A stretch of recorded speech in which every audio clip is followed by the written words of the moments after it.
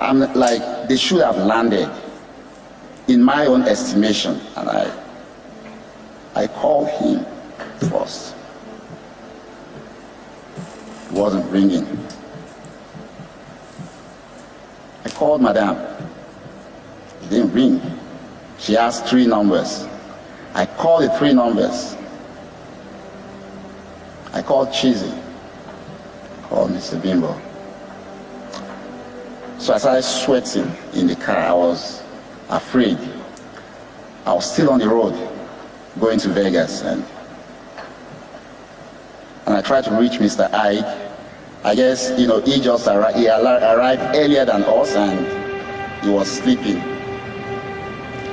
I kept calling. I couldn't reach him. And suddenly, I called the driver that was to pick us up when we land with the chopper. If you notice, I still refer to us, because every time I still see myself flying with them. And he said 30 minutes ago, you cannot see them on the radar again.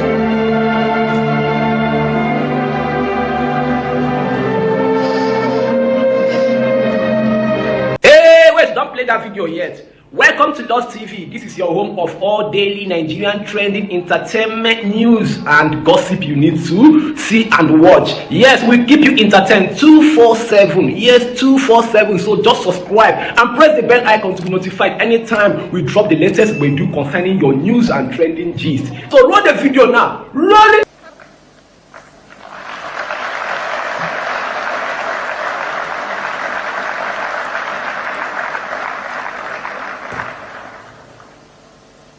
Good evening, everybody. My name is Olushola Fale. Permit me, I cannot stand here and call my boss by name. So I will refer to him as Dr. Herbert, or probably Doctor. Forgive me.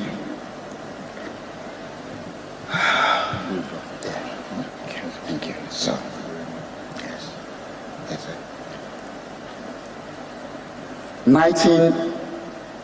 2019, or at the late part of 2018, it was a time for Access Bank to acquire Diamond Bank. Everybody was thrown into turmoil with a mind of uncertainty of what next. You know what plays out when an institution acquires the other. So the fate of the staff of the acquired institution becomes shaky. What a December. Everybody was worried. I was more worried because I didn't know what next. January, it was a Wednesday, and in the midst of my worry, I had a prayer group that we pray every night, interestingly, binding and casting that this measure is not going to work.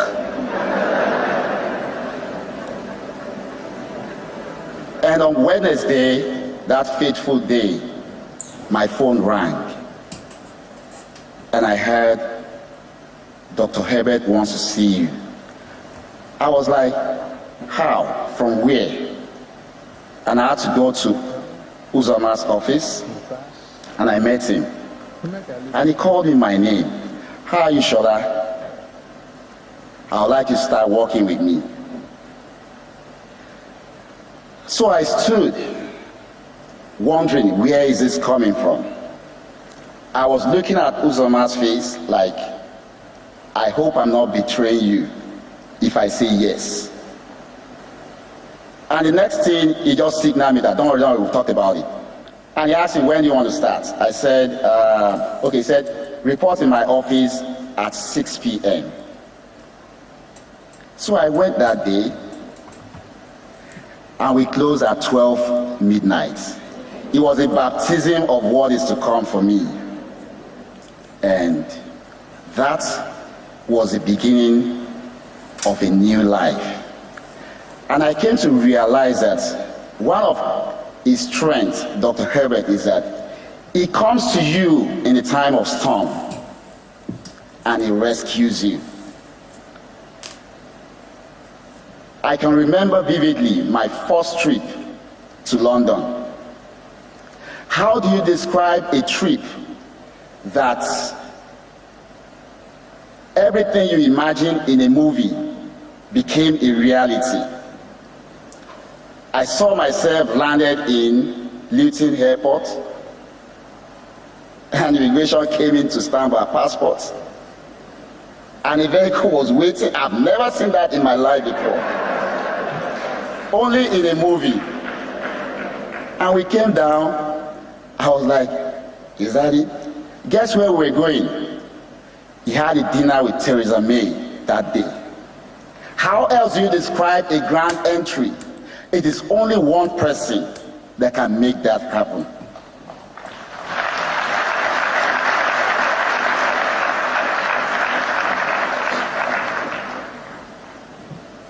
And so it was the beginning of our journey. One thing I've always learned in life is I am always committed to what I do. And I think he saw that, and he feels you need to buckle up and grow. Then COVID came. During COVID, when lockdown was to be announced that evening, I was looking at him and I was worried. I'm like, I cannot leave him at this kind of moment because my boss knows everything, but he struggles with technology. So I walked up to him and I said, sir, I will move into Parkview with you. He said, how about your wife? I said, I will talk to her. Auntie Doreen was in London then. And that night that lockdown was announced, I moved into Parkview. So we're always together. I don't go home. He doesn't go to anywhere too, except when COVID started and sometimes we go to the office. But I make sure that we are always together. I make sure he has no problem whatsoever joining his meeting. And one night, around 3 a.m., I think Uchi was around then, and he said, Shola, tell me, whatever education, wherever in the world you want to have it, I will let you have it. I remember he enrolled in University of London for his law degree. I enrolled in same university for my master's in information technology.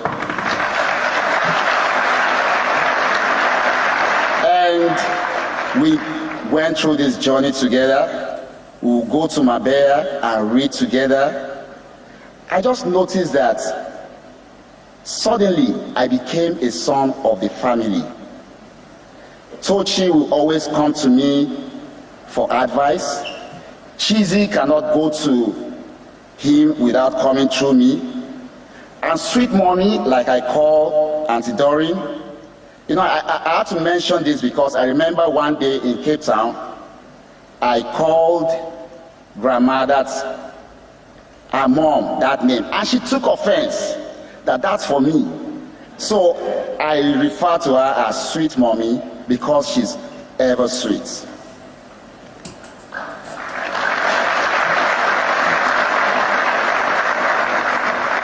And that's the man, just one man, God threw into this generation. And I don't think anytime soon we'll have such a man. One early morning in Dusseldorf, we were in Germany, and he called me to get him a power bank. I went to his room around 4 a.m. So he was seated on the headboard of the bed, Usually when we travel, he gives me one of his keys. So I just knocked and opened the door. I went in, and what I saw that morning scared me. So I saw his eyeball so dim, not like an ordinary human. And I gave him the charger. I went back. In the afternoon, I asked him, I said, sir, I was afraid when I saw you that morning. He said, those are the times he reflects on what to do. He is a great man. He lives. So that is why I pick most of those songs, because I still see him. He lives. He's just everywhere living, because his dream is scattered everywhere, germinating and growing.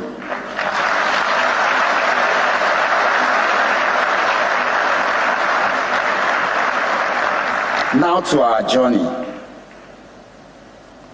our last journey. 5 of us embarked on that journey. I remember Mr. Bimbo chatted me and said he wants to come with us. It was a Tuesday. And I told him, my boss' journey is not always straightforward. Sometimes you can get in the air and divert somewhere else. And he said he was going to wait. I said he was still going to Abuja that day, and maybe we'll be leaving later in the midnight, and he said he was going to wait. I still try to let him understand that we will be in London Wednesday, Thursday, and Friday. He said he will stay in his house and wait. I really don't know why I was trying to convince him not. I don't know, And we all went on the journey. We got to London. I remember on Friday, after my boss's board meeting in Access UK, he already told me to call Tiny, one of his business partners, to come from Lisbon to have a meeting. He had that meeting. He wasn't satisfied. He said, ride with me.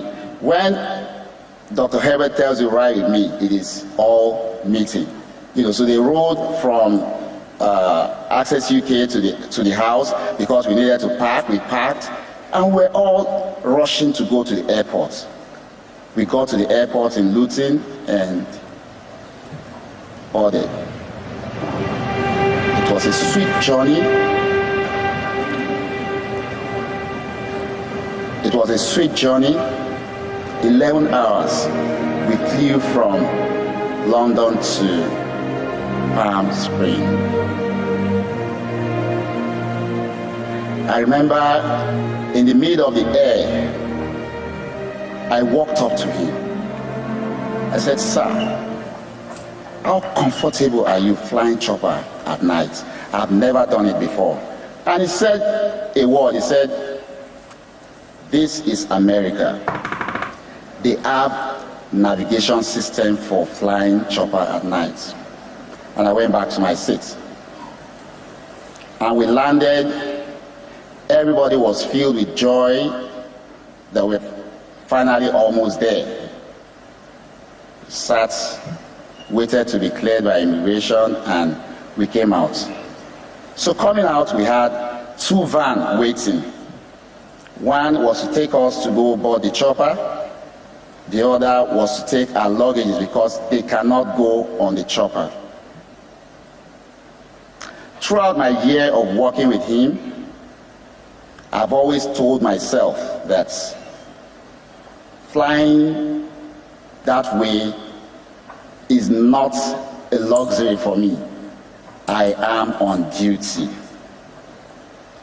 And as they were loading the luggages, and this thought started playing in my mind that, okay, you will fly chopper, 1 hour you're there.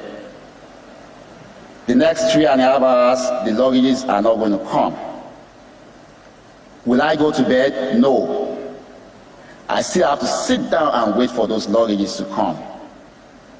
And I'm like, so why not just go with the luggages and get there and deliver to him and others in the room? Like I said, I always reason in the line of duty. And I walked up to him. I said, sir, I think it's safer and will be secure for me to just ride and bring the luggage to you. It's a brilliant idea.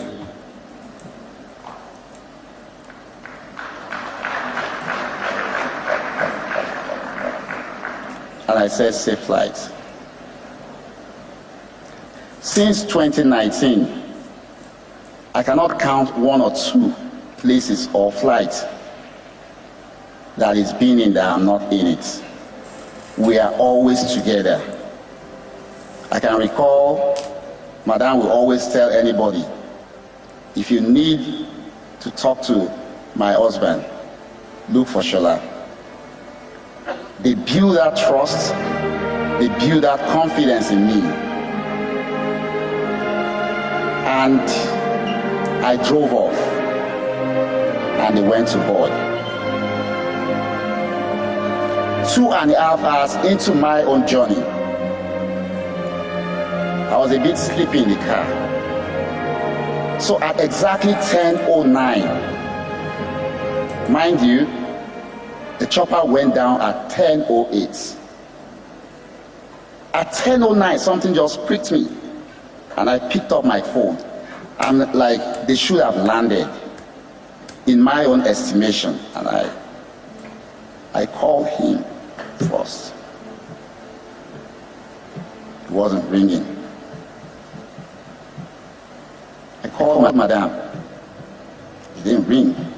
She asked 3 numbers. I called the 3 numbers. I called Cheesy. I called Mr. Bimbo. So I started sweating in the car. I was afraid. I was still on the road going to Vegas, and I tried to reach Mr. Ike. I guess, he just arrived. He arrived earlier than us, and he was sleeping. I kept calling. I couldn't reach him. And suddenly, I called the driver that was to pick us up when we land with the chopper. If you notice, I still refer to us, because every time I still see myself flying with them.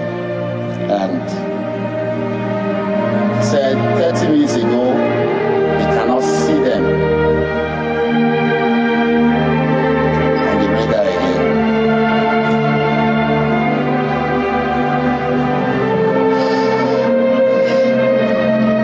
Thank you. I go by the name Black Mamba. Don't forget, I thank God for my subscribers, my phone, and my sub. If you like, if you comment, if you subscribe, I'll keep thanking God for you. I love you all.